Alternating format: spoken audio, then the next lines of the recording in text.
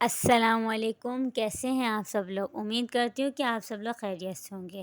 آج کا میرا ٹاپک ہے پائلس بیسیکلی بواسیر کا مرض ہے جو آج کل بہت چل رہا ہے۔ آج کل کیا عموماً یہ مرض بہت سے لوگوں میں ہوتا ہے، چاہے عورتیں ہوں یا چاہے مرد ہوں۔ اچھا، بواسیر جو ہے 2 قسموں کی ہوتی ہے۔ ایک ہوتی ہے بیرونی بواسیر، دوسری ہوتی ہے اندرونی بواسیر۔ بیرونی بواسیر میں کیا ہوتا ہے؟ یہ مقعد کی نالی کی باہر ہوتی ہے اور جلد سے ڈھکی ہوتی ہے۔ اندرونی بواسیر یہ مقعد کی نالی کے اندر ہوتی ہے اور لعاب دار جھلی سے ڈھکی ہوئی ہوتی ہے۔ اور عام بواسیر اگر بالائے دونوں قسمیں ایک ہی مریض میں ہوں تو اسے عام بواسیر کہتے ہیں۔ اچھا، اب اس کی وجوہات کی جانب آئیں گی، کس وجہ پر ہوتی ہے؟ تو اس کی وجہ کیا ہے؟ حمل کے دوران رحم کے بڑھنے سے وریدوں پر دباؤ پڑتا ہے، پروسٹیجن ہارمون کا مسل پر اثر بھی ہوتا ہے، جس کے باعث بواسیر کی شکایت ہو جاتی ہے۔ عیاشی بھری زندگی گزارنے سے، دائمی قبض کے باعث آنتوں کی سوزش سے بھی بواسیر ہو جاتی ہے۔ یہ مرض موروثی بھی ہو سکتی ہے، مقعد کی رسولی یا کینسر کے باعث بھی بواسیر ہو سکتی ہے۔ نمدار جگہ پر بیٹھنا اور مقعد پر گرمی اور سردی کا اثر بھی بواسیر کو جنم دیتا ہے۔ امراض جگر کے باعث جگر کی وین پر خون کا دباؤ بڑھ جائے تو بواسیر ہو سکتی ہے۔ اب ہم اس کی سمٹمز کی بات کرتے ہیں۔ پخانے کے ساتھ خون آنا، لیکن بواسیر کے مسئلے سے مقعد سے باہر نہیں نکلتے، یہ علامات اندرونی بواسیر کی ہے۔ بیرونی بواسیر میں مس سے پخانے کے راستے باہر نکل آتے ہیں اور انگلی کی مدد سے واپس مقعد کے اندر چلے جاتے ہیں۔ مقعد پر خارش ہوتی ہے، جلندار دردیں ہوتی ہیں۔ اگر خونی بواسیر کے باعث خون زیادہ نکل جائے تو مریض میں خون کی کمی واقع ہو جاتی ہے۔ عام بواسیر میں مس سے بغیر پخانے کے بھی باہر نکل آتے ہیں اور دبانے سے واپس اندر نہیں جاتے۔ بعض حالتوں میں جریان خون زیادہ مقدار میں ہو جاتا ہے، لیکن اکثر مریض قطرہ قطرہ خون ٹپکنے کی شکایت کرتا ہے۔ اب ہم بات کریں گے اس کی کمپلیکیشنز کی، کہ اس میں کس قسم کی کمپلیکیشنز ہوتی ہیں۔ مسلسل خون کا رسنا، گینگرین، زخم بننا، تھرمبوسس، مسوں کا باہر نکل کر پھنس جانا، فائبروسس۔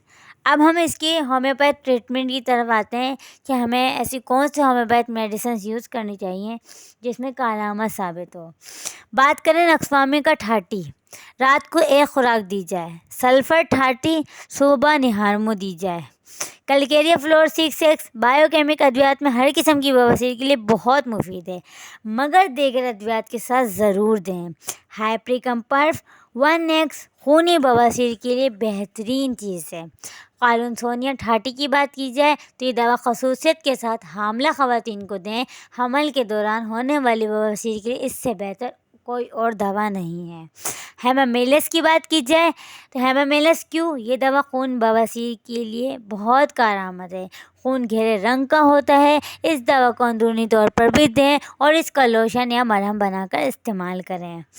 اب بات کریں سلفر ٹھاٹی کی، یہ دوا ہر روز 1 خوراک صبح نہارمو دینا سود مند ہے، نیز یہ دیگر ادویات کے اثر کو تیز تر کر دیتی ہے۔ اب بات کی جائے اسٹافیسیگیریا کی، اسٹافیسیگیریا ٹھاٹی اور 200 میں دینے سے اگر آپریشن کے بعد بواسیر کا عارضہ دوبارہ ہو جائے تو یہ دوا کارگنی ہے۔ اب بات کی جائے میلیفولیم کی، میلیفولیم کیو میں خونی بواسیر، خون کا رنگ چمکدار سرخ ہو تو 5 قطرے صبح دوپہر شام دیں، نیز یہ دوا ہر قسم کے جریان خون میں مفید تر ہے۔ اب کرتے ہیں اس کی ٹیسٹ کی بات۔ اس میں کس قسم کے ٹیسٹ کرانے چاہیے؟ مقعد کے باہر سے معائنہ کرنے میں مسوں کو دیکھا جا سکتا ہے، اگر ان میں سے کسی جگہ خون جمع ہو تو دبانے پر سخت تکلیف ہوتی ہے۔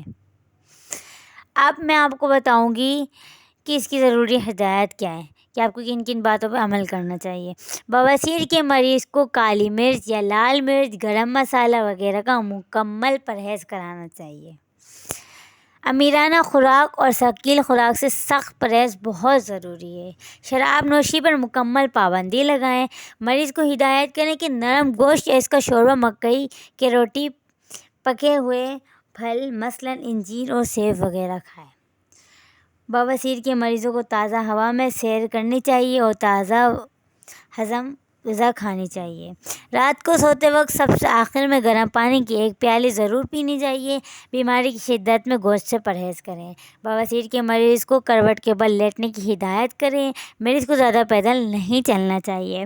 ہومیوپیتھک ادویات سے یہ بیماری مکمل طور پر ٹھیک ہو جاتی ہے اور آپریشن کی ضرورت نہیں رہتی، لیکن اس کے علاج کے لیے مستقل مزاجی کی ضرورت ہے۔